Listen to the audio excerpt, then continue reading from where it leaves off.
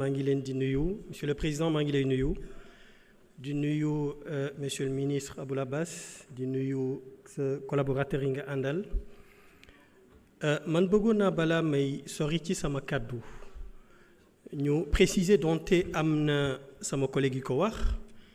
et je pense que le rapporteur l'a précisé que les 5 anciens ministres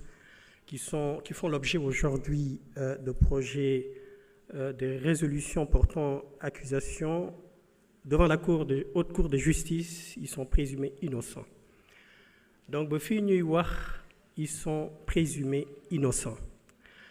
De quoi il s'agit exactement? Askanu Sénégal ci boppam moo boole 1 milliard 1000 milliards jox ko nguur gi pour ñu mën a am taxawaay bu am solo pour mën a xeex Covid-19 mu nekk pandémie bu doy waar bi nga xam ne ni yóbbu na bakkanu sénégalais yu bari ci loolu président bi fi nekkoon le président Macky Sall mu njort ni xaalis boobu ni ñu ko gérer tey na xel mu wax Cour des comptes na ko ci defal audit Cour des comptes def audit génn rapport jox ko ñëpp xam gis rapport ba la ca ne le procureur de la République saisir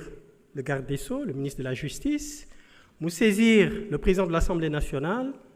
pour ñu mën leen andi fii mën leen ñu mën a voter cette résolution de mise en accusation devant la haute cour de justice. Donc ba ci fii ñu tollu mbirum politicienne gisuma ko ci te dafa am lu ñu war a bàyyi xel. La reddition des comptes, c'est un pilier fondamental pour la bonne gouvernance. Et ça doit être un état d'esprit. Ça doit être une culture pour tout politique, pour tout gestionnaire de deniers publics. warul nekk loo xam ne ni dañu war a xaar wala ñu am ay doute. Ça doit être systématique, la reddition des comptes. Et je m'adresse aux politiques. Je m'adresse aux gestionnaires de deniers publics. ñu xam ni li ñuy yor askan bi moo ko moom li ñuy gérer askan bi moo ko moom askan bi yépp ko moom donc lépp loo xamante ni dañ ko ciy def dañu war a bàyyi xel askan bi lépp luñ ciy def dañu war a ñoom it bàyyi xel ne ëllëg danañu rendre compte suñu borom loolu boo ko jiitalee doo def lu ñu lay woowe ëllëg waxuma yomal xiyaam waaye fii ci àdduna donc ça doit être une culture pour tous les politiques pour tous les gestionnaires de deniers publics il faut nécessairement que les politiques ñu bàyyiwaat seen xel seen bopp surtout ici au Sénégal askan bi dafa sonn lu leen sonal parce que politiciens yi ñoo leen sonal il faut le dire place bi ñu occupé ci askan bi ci société bi ëpp na place bi ñu occupé ci médias yi ëpp na il faut à un moment donné ñu xam ni askan bi moo leen fi bàyyi il faut à un moment donné ñu xam ni askan bi moo leen fal sunu borom moo jël ci wàllu nguuram jox leen donc nañu bàyyi xel ni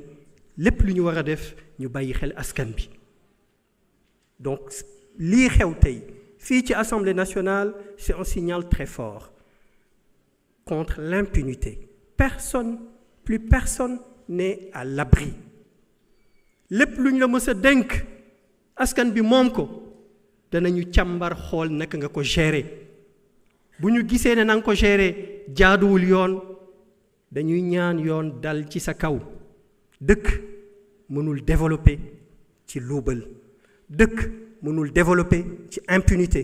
dëkk mënul développer ci maslaha. Il faut ñu jël suñu responsabilité, il faut faire bouger les lignes, il faut changer les états d'esprit. Il faut que nous nous inculquons cette éthique pour la gestion des deniers publics. Il est temps. Balaa may daaneel ci sama kàddu monsieur le président danaa def hors sujet mais ce sera un hors sujet utile pour certains Sénégalais qui aujourd'hui peut-être soxla nañ ñu defal leen ko et dama yëkkati kàddu boobu bokk ko ak sama sœur honorable Yacine Samb Samedi dernier, je devais aller avec elle à Saint-Louis pour rencontrer les pêcheurs de Guet Ndar. Elle était alitée, elle était malade, donc elle n'a pas pu se déplacer. J'y suis allé seul. J'ai rencontré les pêcheurs pendant 2 tours d'horloge, on a échangé. Ils m'ont fait part de leurs difficultés, des problématiques qu'ils rencontrent avec BP, des problématiques qu'ils rencontrent avec la brèche, avec le quai de pêche qui n'est pas agréé, l'absence d'un manko wax ci wolof effectivement. ñu wax ma jafe-jafe yi nga xam ne ni moom la ñuy rencontré mu nekk bal la ñuy wax je pense mooy brèche bi bël bi di wax it jafe-jafe buñ ma waxaat mu nekk quai de pêche bi nga xam ne ni homologué wuñ ko ñu waxaat ma problème bi ñuy rencontré ak BP foofu lay teg sama loxo mooy problématique bu Jatara ñoom avant BP di ñëw foofu dafa nekk benn ay xeer yoo xam ne nii ñoom foofu lañ doon nappee bi nga xam ne nii BP ñëw na di exploiter gaz bi nekk foofu ci xeer bi ñu teg fa benn structure boo xam ne nii ci ëpp gazier bi la bokk mënatuñ fa dem napp et BP jëloon engagement ne dina leen il va mettre en place des récifs artificiels pour ñu mën a continuer seen napp loolu c'est depuis 2019 BP defu ci dara le ministre Birame Souleye dem na fa en réunion au niveau de la gouvernance de Saint-Louis convoqué BP waxtaan ak ñoom BP jël ay engagement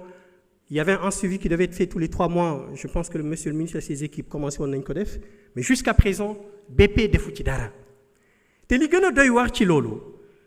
mool yi nga xam ne ni dañuy dem nappi foofu ci zone boobu les gardes-côtes mauritaniens dañ leen dañuy dal ci seen kaw di leen tirer keroog bi ma demee dañ ma woon ay duy ñetti duy yoo xam ne nii ñi ñu mujj jàpp dañ leen doon tirer ba ñoom bi ñu duggee ci seen gaal yi ñu mën a jël récupérer duy yooyu te li ci gën a doy waar mooy garde-côte mauritanien yooyu ci territoire maritime sénégalais lañ leen di jàppee puisque BP moo leen di woo comme les gardes-côtes sénégalais du ñu dem def loolu dañuy woo les gardes-côtes mauritaniens ñu ñëw jàpp leen donc loolu mu nekk lu doy waar. Donc j'ai essayé d'appeler hier monsieur le ministre mais je pense qu'il était pris avec le conseil des ministres jotuma ko ça m'aurait épargné cette intervention mais je pense qu'il est temps que ñu taxaw ci il est temps parce que ñooñu loolu la ñuy dundee amuñu leneen xamuñu leneen loolu ñu xam donc loolu ñuy dundee suñu leen jàppalewul ba ñu mën ci taxaw liggéey dund correctement dafay favoriser l'immigration clandestine te ñun ñëpp gis nañ immigration clandestine les conséquences mooy ñii dee ci biir géej gi donc loolu jar nañu bàyyi ci xel brèche bi aussi c'est le président Abdoulaye Wade moo ko defoon ngir defar waaye gis nañ conséquences yu doy waar yi brèche bi di andi plus de 400 pêcheurs saint-louisiens sont morts à la date d'aujourd'hui donc il est temps et de ce que j'ai compris pour defar ko correctement il faut à peu près 8 ou 10 milliards waxuma ne bariwul waaye dafa nekk loo xam ne nii il faut ñu taxaw ci jàppale leen il est temps que toutes ces problématiques soient prises en considération parce que pêche bi certains diront que je suis fasciné par la pêche